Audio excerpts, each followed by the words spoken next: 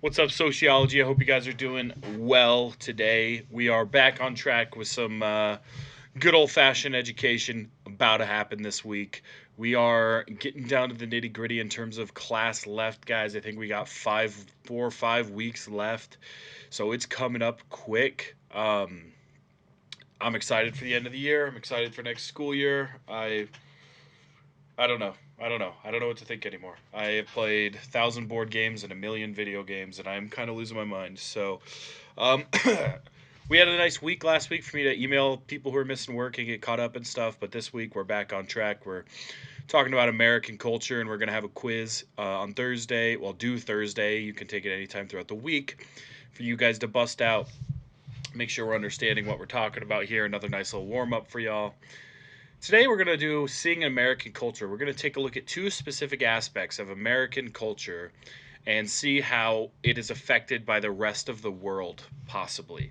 And what is considered American, because as you guys know, America's only been around for a couple hundred years. So, how American is our culture versus how infused with other cultures is the United States. So, in your warm up, it said, "What do you think is American culture?"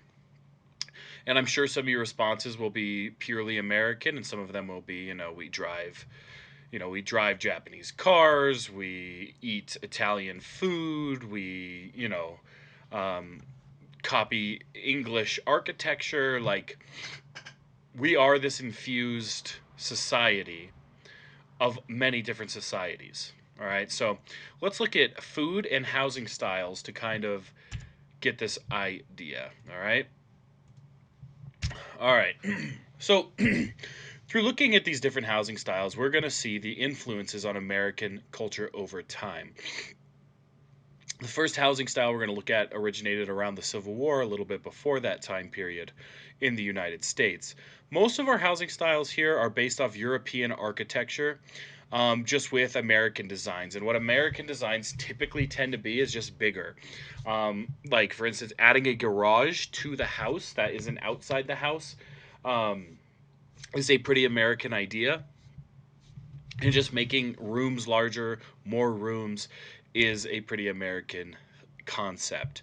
So the first one we're going to look at is called the shotgun house, right? And the shotgun house is unique to North America. Um, and it was created as a way to house more slaves efficiently in African American communities. That's what it initially was for, and there would just be beds along the walls with a walkway in the middle, as you could kind of tell from here. So there would be beds along this wall, a walkway in the middle, and then whatever you needed on the other side. On slave like plantations, it would be more beds. In a home, it could be a small kitchenette area, and whatever else you needed at the back side of the house. As you can see, no real room for a bathroom in here, as it would be outhouses mostly at the time.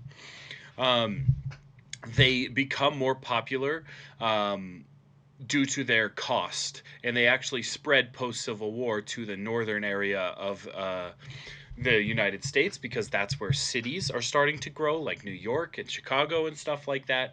And they start to adapt this shotgun style house in the United States.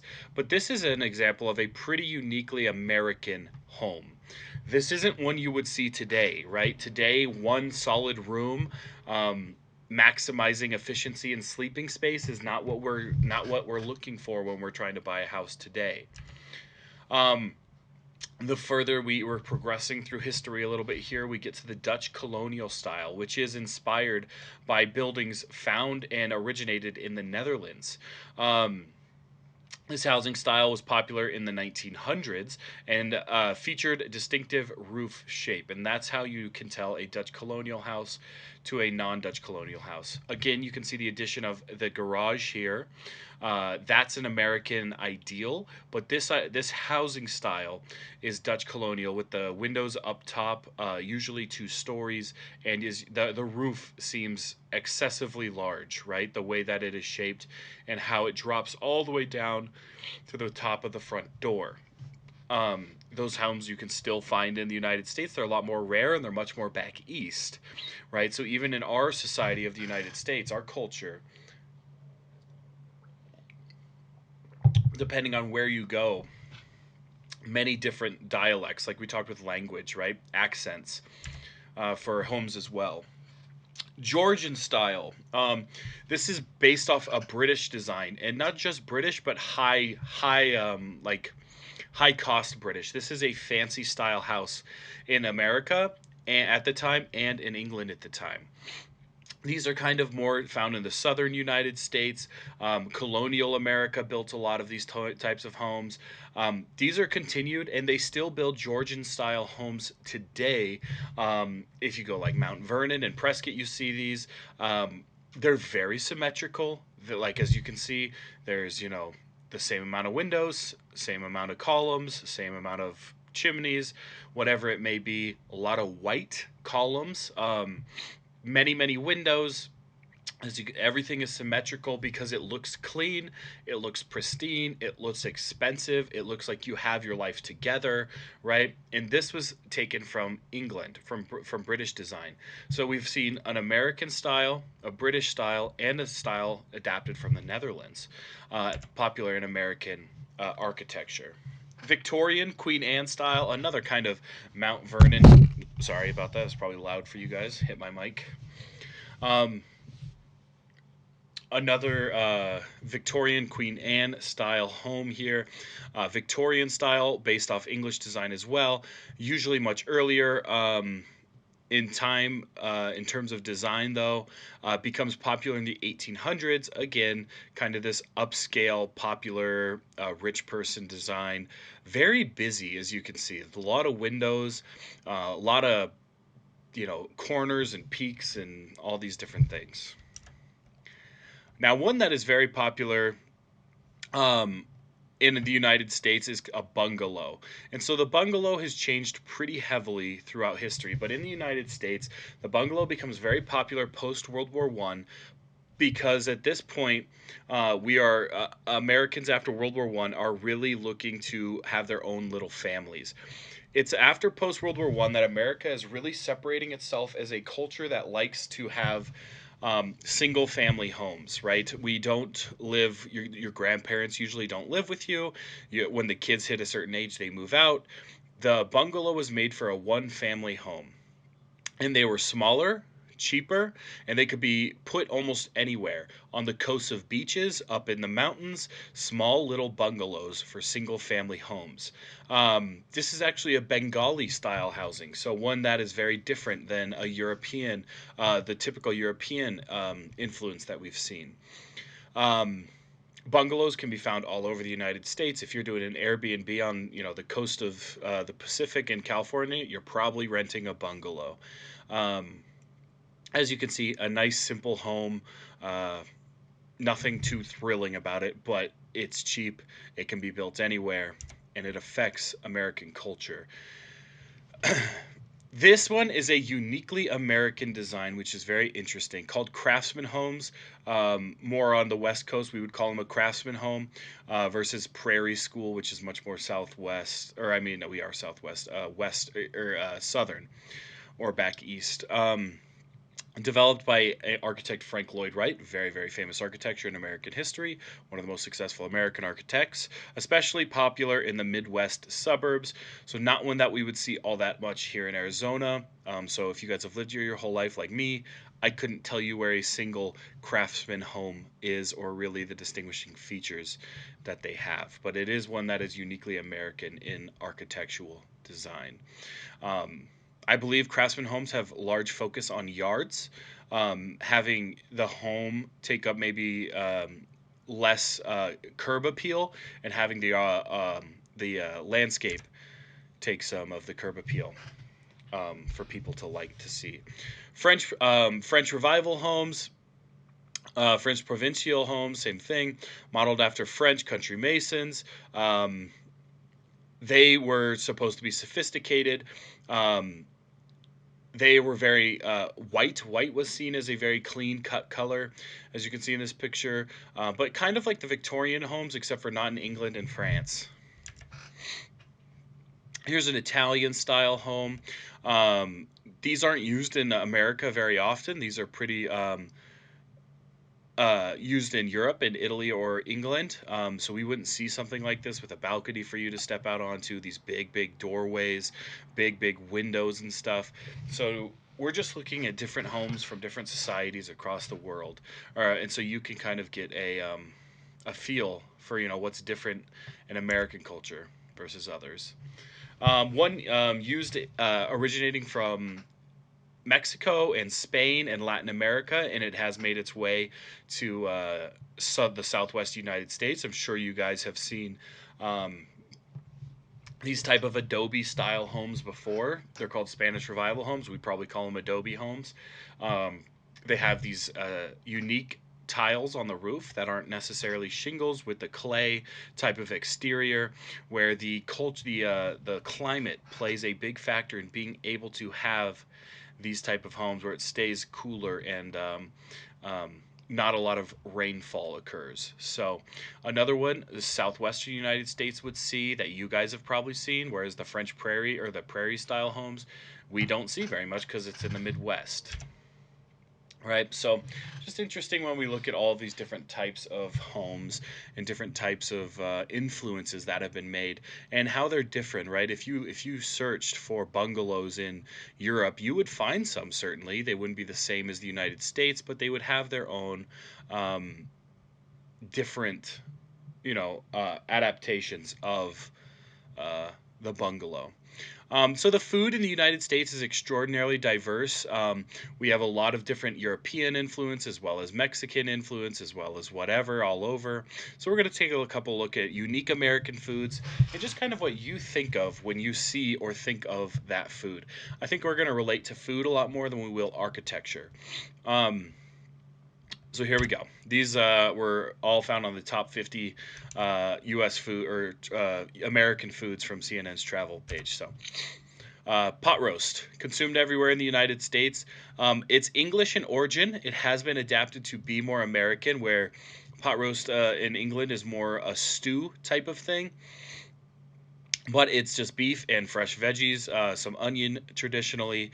Um, and usually it is a family meal that you would do in the United. When I think of pot roast, as a child, my mom would make it. My grandparents were probably coming over. My aunt and uncle may have come over too, but it's kind of a big old hunk of meat you get at a good price. Easy to make in terms of how much effort you have to put into it. And who doesn't like beef and veggies? I mean, so this is an English dish that has been adapted and infused into American culture in terms of a meal that you sit down and eat with the family, generally speaking. Chicken fried steak is a most people would think that this is an American meal, and it has become an American meal based on the differences we've made. It actually comes from Austria, but um, Texas has really made a thing of country fried steak. It's where it's mostly consumed on average in the United States, and it has become American with the pairing with like green beans and mashed potatoes, black eyed peas, grits, whatever you put with it. This has become something that was originated in Austria in a slightly different form, that has become adapted by the United States and kind of crafted into an Americanized meal. I think if you're talking about Texas or even Arizona or some southwestern state, and they were like, "Oh, like what kind of food do they eat there?" You wouldn't be too hard pressed to be like, chicken fried steak." That's a big one.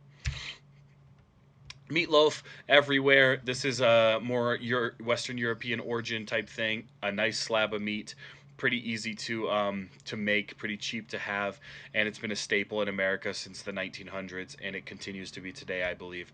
So again, one that is kind of universally accepted, not just in the United States, but it has been infused from different European origins. Mac and cheese. Mac and cheese is something that's eaten all over the world. It originated in Italy, we believe. It's one of those things you can't really ever originate, but it is credited in the United States that Thomas Jefferson was the first one to mix macaroni and cheese together in the United States. and that was all the way back, the 1700s, 1770s. So, pretty. It's been around for a very long time. I think the United States is trying to take mac and cheese from the rest of the world, though.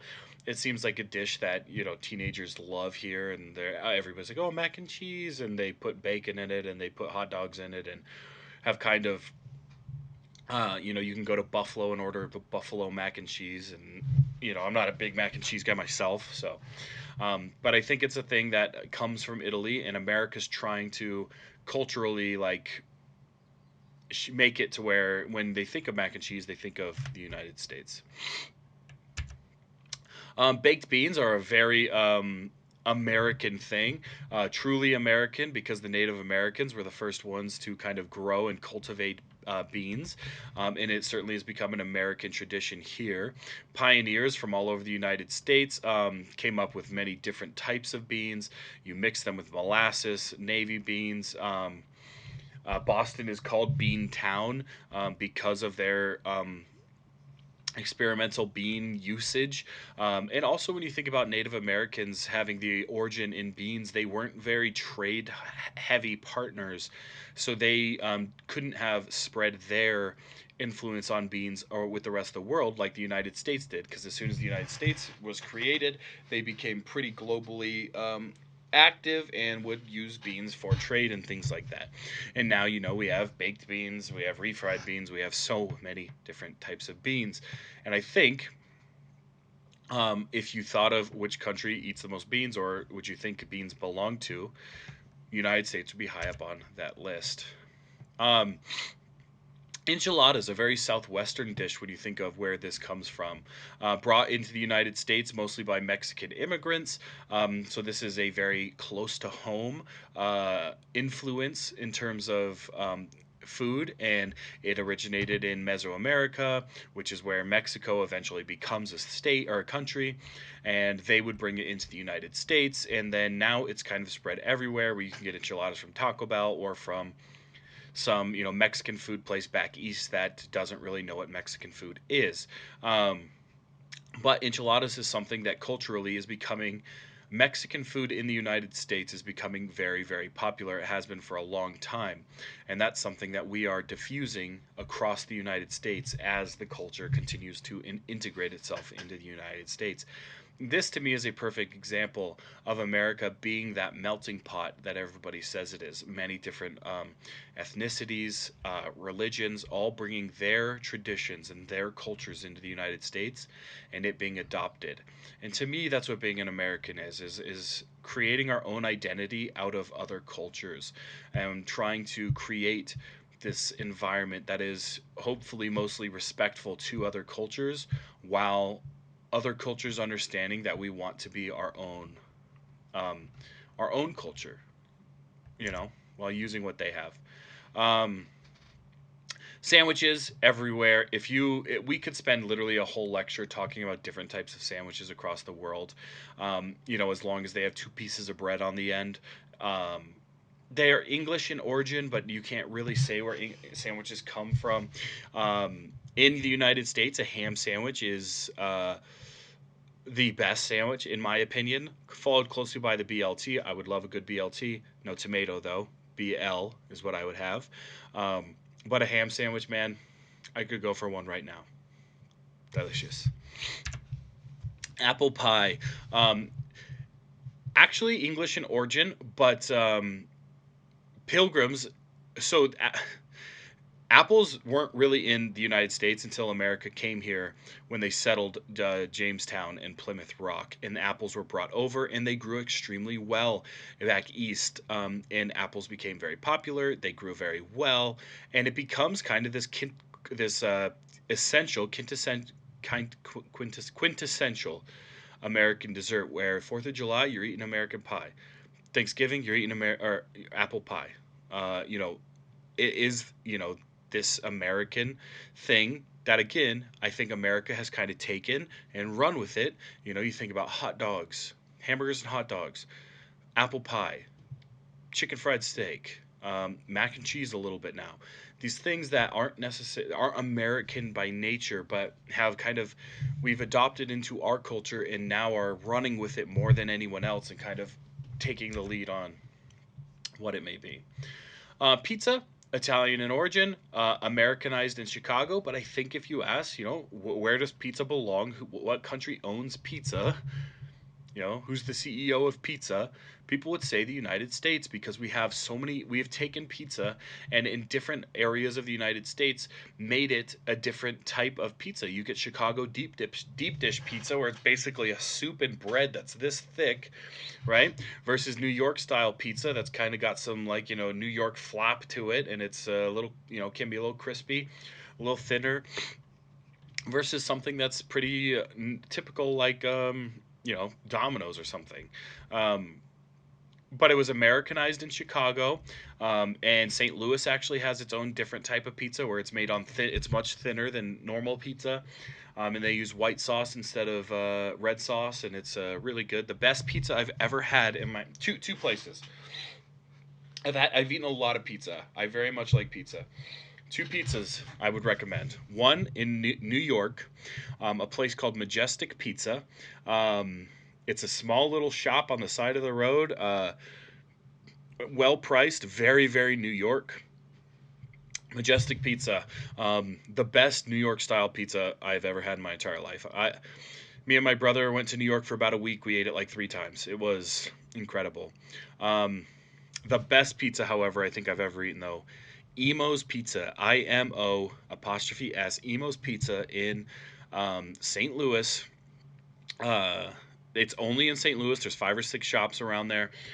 We got the Meat Lovers Pizza. It's come on thin crust. It's in squares. It's got some sort of white sauce. As it's not Alfredo sauce, and it's not quite like cheese sauce. I don't really know. Um, White sauce. Best pizza I've ever eaten. I dream about that pizza. Um, yeah, but again, a thing in America has kind of taken and made our own hot dogs. Hot dogs have become a very American thing. They're from Germany. They used to be called Frankfurters because Frankfurt is where they originated. But I think hot dogs have become a very American tradition. Best grilled, obviously. Don't give me any type of hot dog that's been in hot water on a pot on the stove. That's disgusting. Don't give me any other way except for grilled on the grill. I need my hot dogs. Or if you're camping, on a stick over the fire. That's fine as well. Goes best with summertime and a baseball game. This slide's about to make me cry because I wish I was doing that right now, but no, baseball's canceled, okay? Now, what's different is brats. Bratwursts are bigger and meatier type of hot dogs. They taste a little different. If you've had one, they're very good, but they're not very Americanized, right? They come from Germany as well, whereas Germany has kind of taken the bratwurst type of situation with sauerkraut, and America's kind of taken the hot dog situation. I will tell you right now, a hot dog is not a sandwich. I'm sure we would be arguing about is a hot dog a sandwich in class for 30 minutes together, and I wish that we were. Um, Reuben sandwich is a very popular sandwich as well. Uh, it's not very much Americanized though. Reubens are very good. They have sauerkraut on them. A meat that isn't usually eaten in the United States. Um, Eaten now wherever Germans could have been found at one point, because it is a truly German dish. Wherever Germans migrated or immigrated, they brought the Reuben sandwich because it is a staple in Germany. And now you eat it on rye bread, I believe, sauerkraut, cheese, meat, and the other slice of bread. Now Germans eat that everywhere. Now wherever they have been, you can eat or find a Reuben sandwich. Is there anything in the United States that is like that? Anywhere an American goes, you can find one. Good question. Thank you. Um, Hamburger can be found anywhere. Hamburgers maybe take on an American way because we have them at every single fast food restaurant, like McDonald's, commercializing it. Um, an American purist will only eat it if it comes off a grill. That's the best way to eat it. However, you can eat them in other ways. The last thing we're going to talk about is Thanksgiving dinner. Now, this is one thing that has become very distinctly American and Native American because we had the first Thanksgiving dinner in America. So it is something we have made, and that Thanksgiving dinner has been popularized in other countries as well. Like if an American family goes to a different country, they still will have Thanksgiving dinner. And on Thanksgiving Day across the world, you can still order the Thanksgiving dinner meal at a restaurant, and it comes with turkey, corn, mashed potatoes, cranberries, um, which are things that all were native to the Americas. And that's because the first Thanksgiving, the Native Americans came over, they brought things that could grow well in the United States, right? That was the whole purpose of the first Thanksgiving, was for us to extend an olive branch to the Native Americans and them to extend one back. And what did they give us? They gave us what is American, right? The Americas: turkey, corn, potatoes, things like that. That's it for today, guys. A nice little fun, easy, short lecture for you. This week, you guys got to warm up, a little assignment, and a quiz on what we've talked about thus far. Good luck, guys. I will see you on Thursday. It's not required this Thursday if you don't want to come to the Zoom.